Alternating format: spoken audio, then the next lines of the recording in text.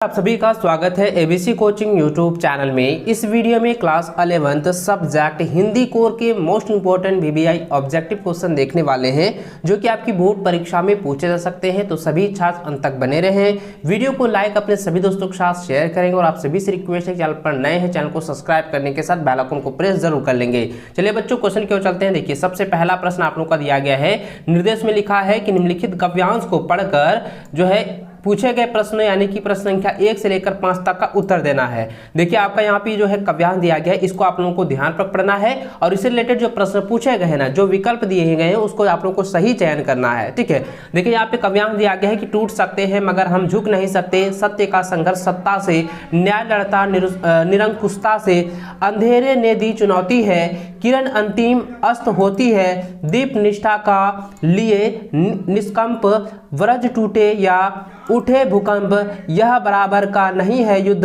हम निहत्ते शत्रु है सज्ज, और पशु बल हो उठा निर्लज।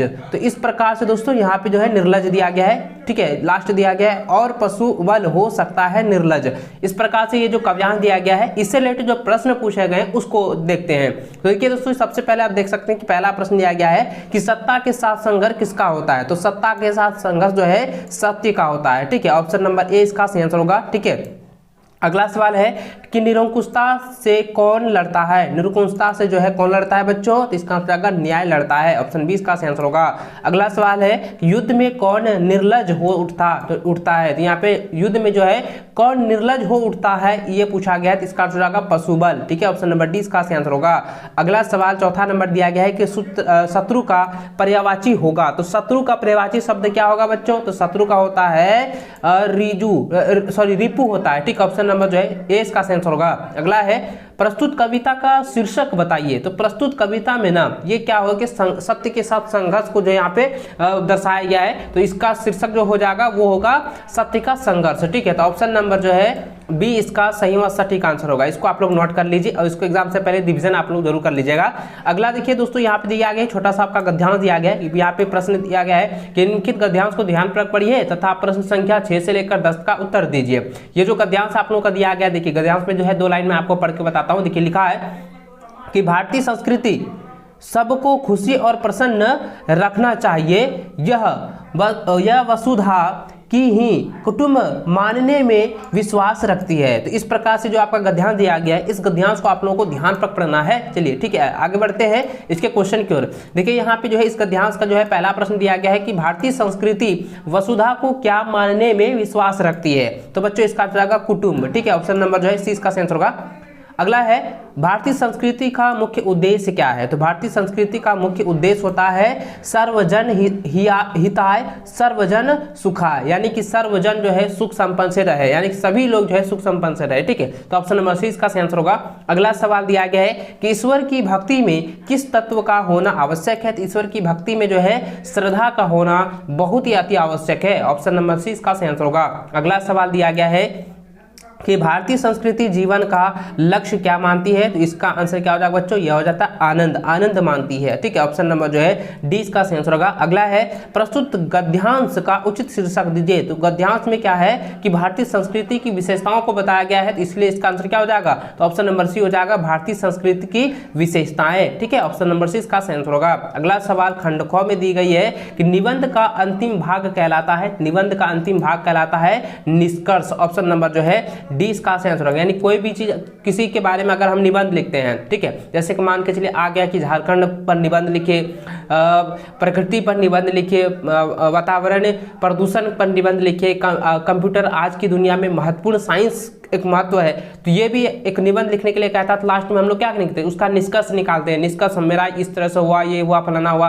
तो इस प्रकार से हम निष्कर्ष निकालते हैं ना। तो ये निबंध का जो अंतिम चरण हो जाएगा, ये अंतिम भाग होगा, वो निष्कर्ष कहलाता है। इसको आप लोग नोट कर लीजिए, ऑप्शन डी इसका राइट आंसर होगा। अगला सवाल है कि निबंध का एक अति आवश्यक गुण है। तो निबंध का एक अति आवश्यक कौन गुण है, तो ये हो जाएगा मौलिकता। ऑप्शन नंबर जो है ए इसका सही व सटीक आंसर होगा। अगला सवाल है कि प्रार्थना पत्र में आपका विश्वासी लिखने के बाद किसका हस्ताक्षर होना चाहिए या किसका हस्ताक्षर होता है। तो इसका आंसर हो जाएगा दोस्तों जो आवेदन लिख रहा है उसका हस्ताक्षर होना चाहिए, यानी कि प्रेषक का होना चाहिए। तो ऑप्शन नंबर जो है ए इसका सही आंसर होगा। अगला सवाल है कि सर्वप्रथम मुद्रण का प्रारंभ कहाँ हुआ था। तो इसका आंसर है दोस्तों चीन में हुआ था। ऑप्शन नंबर डी इसका सही आंसर होगा। अगला सवाल है कि फिल्में जनसंचार के किस माध्यम के अंतर्गत आता है। तो इसका आंसर आएगा दृश्य श्रव्य माध्यम, यानी कि देखना सुनना ये सभी आते हैं। यानी किसी भी फिल्म जो है उसका जनसंचार जो है, यानी किसी भी फिल्म का जो हम लोग देखते हैं तो देखते भी हैं और उसके बाद सुनते भी हैं, देखना सुनना साथ साथ होता है। तो इसका आंसर हो जाएगा दृश्य श्राव्य माध्यम। ऑप्शन नंबर डी इसका सटीक आंसर होगा। अगला है मीडिया की भाषा में बीट कैसे कहते हैं। तो बीट कैसे किसे कहते हैं। तो बच्चों इसका आंसर आएगा संवाददाताओं के बीच कार्य विभाजन को जो है बीट कहा जाता है। तो ऑप्शन नंबर जो है ए इसका सही आंसर होगा। अगला सवाल दिया गया है कि संचार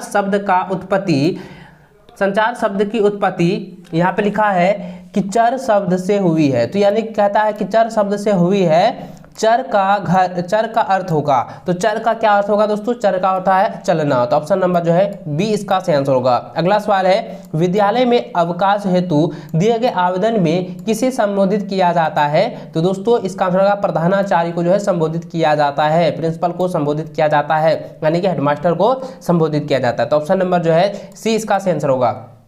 अगला है कि आलेख एक विद्या है। तो आलेख क्या है, आलेख जो है गद्य लेखन विद्या है। ठीक है, ऑप्शन नंबर जो है ए इसका सही आंसर होगा। अगला है कि फीचर में तथ्यों की प्रस्तुति का ढंग होता है। तो इसका आंसर होगा मनोरंजक होता है। तो ऑप्शन नंबर सी इसका सही आंसर होगा। अगला सवाल जो है यहाँ पे छोटा सा जो है काव्यांश दी गई है, आप इसको पढ़ें। तो ये जो है आपका बुक से लिया गया है, जिसमें दिया है कि प्रति क्षण न्यूनतम वेश बनाकर रंग बिरंगा निराला रवि के सम्मुख थिरक रही है नभ में वरिधमाला, नीचे नील समुद्र मनोहर, ऊपर नील गगन है, घर पर बैठ बीच में बिचरू यही चाहता मन है। तो इस प्रकार से जो आपका काव्यांश दिया गया है। अब इससे रिलेटेड जो प्रश्न पूछेगा उसको देखते हैं। देखिए यहाँ पे पहला ही प्रश्न 21 नंबर दिया गया कि प्रस्तुत पंक्तियों के कवि कौन है। देखिए बच्चों मैंने पहले भी आप लोगों को कहा था कि हिंदी में जितने भी कविता हैं उनके कवि हैं, जितने भी कहानी है उनके लेखक, जितने भी निबंध है निबंधकार, उन सभी का नाम आप लोग याद रखिएगा, क्योंकि एग्जाम में ये पूछा ही जाता है। इसलिए आप इसको आप लोग 100% श्योर होकर याद कर लीजिएगा। ठीक है, चलिए देखिए दोस्तों यहाँ पे जो है प्रस्तुत पंक्ति की जो कवि है ये है राम नरेश त्रिपाठी। ऑप्शन नंबर जो है सी इसका सही आंसर होगा। अगला सवाल दिया गया कि प्रति क्षण नूतन वेश कौन बदल रहा है। तो नूतन वेश कौन बदल रहा है, तो ये हो जाएगा वरिधमाला बदल रहा है, क्योंकि इसमें जो है आपका काव्यांश में साफ साफ दिया गया है। यहाँ देख सकते हैं लिखा है कि प्रति क्षण नूतन वेश बनाकर रंग बिरंग निराला। तो यहाँ पे क्या हो रंग बिरंग निराला। उसके बाद यह है कि रवि के सम्मुख थिरक रही है नभ में वरिधमाला। तो कौन बदल रहा है, तो वरिधमाला ना बदल रहा है। तो यही इसका आंसर हो गया। तो ऑप्शन नंबर कौन सा हो जाएगा, ऑप्शन नंबर जो है सी इसका सही आंसर होगा 22 का। ठीक है, नोट कर लीजिए। अगला है रवि के सम्मुख थिरक रही है नभ में वरिधमाला पंक्ति में कौन सा अलंकार है। तो इसमें दोस्तों ये जो है मानवीकरण अलंकार है, क्योंकि मानव जो है रंग बदल रहा है, तो ये हो जाएगा मानवीकरण। ऑप्शन नंबर जो है डी इसका सही आंसर होगा। अगला सवाल है कबीर के अनुसार ईश्वर की प्राप्ति कैसे संभव है। तो कबीर के अनुसार जो है ईश्वर की प्राप्ति जो है सहज भक्ति द्वारा जो है की जा सकती है। तो ऑप्शन नंबर ए इसका सही आंसर होगा। अगला है लोग मीरा को क्या कहते हैं। तो लोग मीरा को जो है वो बाबरी कहते हैं। क्या कहते हैं, बाबरी। ऑप्शन नंबर ए इसका सही आंसर होगा। अगला सवाल है कि घर की याद कविता कवि के किस दौरान लिखी है। तो बच्चों इसका आंसर आएगा जेल प्रवास, यानी कि जेल में जब वो गया था तभी उन्होंने जो है इस कविता को लिखा है। ठीक है, तो ऑप्शन नंबर बी इसका सही आंसर होगा जेल प्रवास। अगला प्रश्न है कि त्रिलोचन की चश्मा काले काले अक्षर नहीं चिन्हती कविता किसके अंतर विरोधी को उजागर करती है। तो इसका आंसर जाएगा शिक्षा व्यवस्था को उजागर कर रही है। तो ऑप्शन नंबर जो है 20 का सही आंसर होगा। अगला है कहाँ तो तय था चिराग हो हरेक घर के लिए पंक्ति में कवि ने किस ओर इशारा किया है। तो यह किया है स्वतंत्रता प्राप्ति के बाद कि खुशियों की ओर जो है यह जो है इशारा किया है, यह जो है संकेत दी है। तो ऑप्शन नंबर ए इसका सही आंसर होगा। अगला सवाल 29 नंबर दिया गया है, कहता है कि अक महादेवी किसकी अन्य भक्त है। तो ये किसकी अन्य भक्त है। तो इसका आंसर जाएगा चन्न मल्लिका अर्जुन। ठीक है, मल्लिका अर्जुन। ऑप्शन नंबर जो है डी का सही आंसर होगा चन्न मल्लिका अर्जुन। ऑप्शन नंबर डी का राइट आंसर होगा। अगला सवाल 30 नंबर दिया गया है कि आओ मिलकर बचाएं कविता मूल रूप में किस भाषा में लिखी गई है? तो इसका आंसर हो जाएगा संथाली भाषा में लिखी गई है। ऑप्शन नंबर 20 का आंसर होगा। अगला सवाल आपका छोटा सा ध्यान दिया गया है, जिसमें यहाँ पे देख सकते हैं लिखा है कि प्रश्न संख्या 31 से 33 तक का गद्यांश को पढ़कर पूछे गए प्रश्न का उत्तर देना है। देखिए इस गद्यांश को आप लोग अच्छे से पढ़ लीजिए। यहाँ पे देखिए एक लाइन में आपको पढ़ के बताता हूँ। देखिए लिखा है, श्रीनगर की इसी यात्रा में मेरी भेंट प्रख्यात फ्रेंच फोटोग्राफर हेनरी कार्तिये बेसरांस से हुई। तो इस गद्यांश को ना आप लोग पढ़ लीजिए। चलिए इससे रिलेटेड जो प्रश्न पूछेगा उसको देखते हैं। तो देखिए दोस्तों यहाँ पे 31 नंबर सवाल दिया है कि प्रस्तुत गद्यांश किस पाठ से लिया गया है? तो यह पाठ जो है आत्मा का ताप, ठीक है, आत्मा का ताप से जो है ली गई है। इसको नोट कर लीजिए।